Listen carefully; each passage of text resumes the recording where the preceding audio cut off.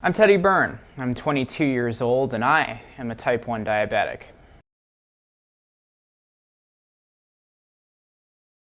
I was diagnosed when I was 5 years old. It came at a kind of tumultuous time in my life as I was getting ready to move across state lines from Connecticut to New York. So we were literally packing up boxes when they had to pack me up and send me over to the hospital because I was having a lot of trouble. I started to go to the bathroom a lot more frequently, and I was drinking like a racehorse. I mean, I remember one time, this was like probably a week before I was diagnosed. I remember I had this like pack of Sesame Street Juicy Juice boxes, and I drank like the entire pack of them in one day. I mean, these are the types of juices that would, a kid would last a week on them, and I drank them all in a day. And I started to lose weight, and I wasn't acting like myself, and it was a problem. And luckily, my parents had noticed the signs as they were happening, and they had a bad feeling about it, and they were hoping it wasn't what it was, but it turned out that I was a diabetic. So it's 3 a.m. or just about to be. My number is 70. And I feel like I'm gonna go low. So I'm drinking some orange juice, and in the toaster is a Pop-Tart.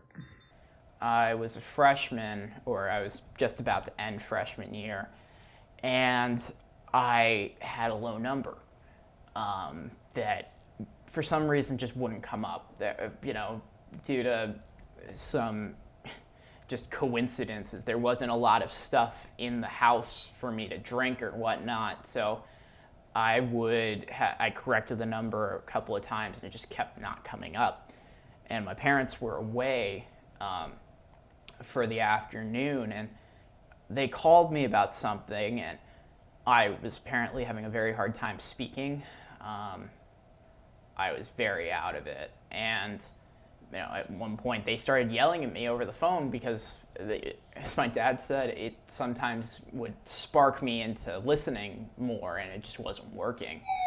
Next thing I knew, I had EMTs showing up at my house, and of course, at that point, some of the sugar had started to kick in, and I was starting to come back up and feel better, but they still insisted on checking me out and fixing me up, so they had to go and scrummage through my house to find food and make me I'm pretty sure, a peanut butter sandwich that I had to snarf down real quick, and they had to make sure that I was okay. So, it's always tough for a new diabetic, no matter how old you are.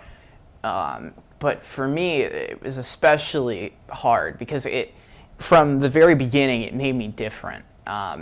Kids were afraid that they would catch it from me.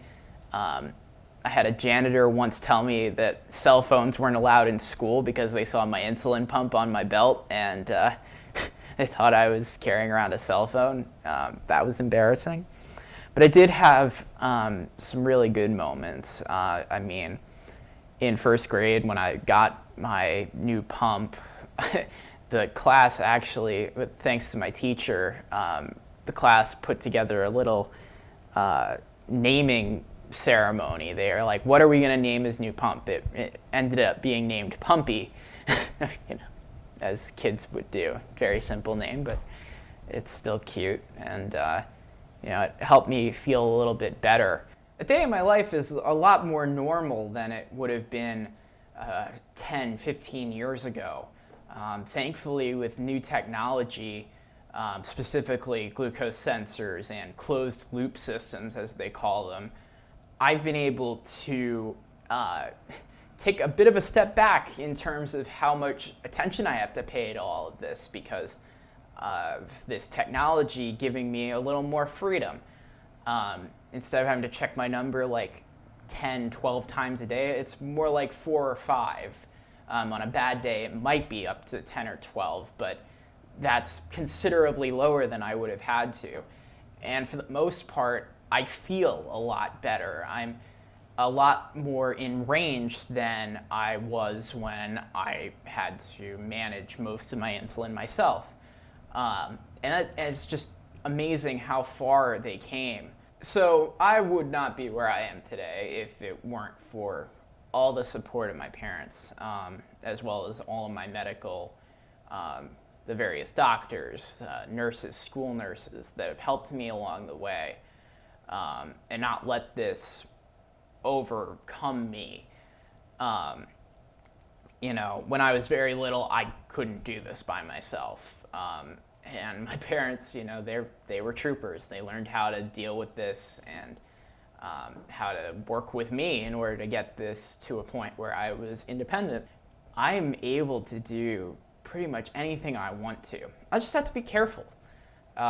Exercise does still cause my levels to fluctuate, but I know how to handle them now, and I think that is amazing. And I'm incredibly lucky to live when I do, because this wouldn't have just been a life-altering disease at times. This was a very life-threatening disease, and it still is in some places around the world. But thankfully, I'm privileged enough to live a normal life. I can eat whatever food I want. Well, I don't eat chocolate, but that's not because I can't eat it, it's that I don't like it. As a matter of fact, chocolate would be a pretty good way to get my number up if I went low, but I've never liked chocolate for some reason. What I would tell a new diabetic is different depending on the age range they fall in. If it was a kid about a kid about the age I was when I was diagnosed, I would definitely tell them, listen, this is going to be difficult, but you can do it. And if it's a kid that's a little bit on the older side, like a teenager, I would say, look, this is going to be difficult, but you can do it, but you have to put your whole body into it. You might have to make certain sacrifices at first. You might have to make some decisions about your health that in the long run will greatly benefit you, even if it doesn't necessarily help your social life. You have to be careful because you're in a new place and your body is kind of fragile right now. But you will get through it. Just listen to what the doctors are telling you. Listen to what the people that know what they're saying are saying, because they will be able to help you and you will get through this.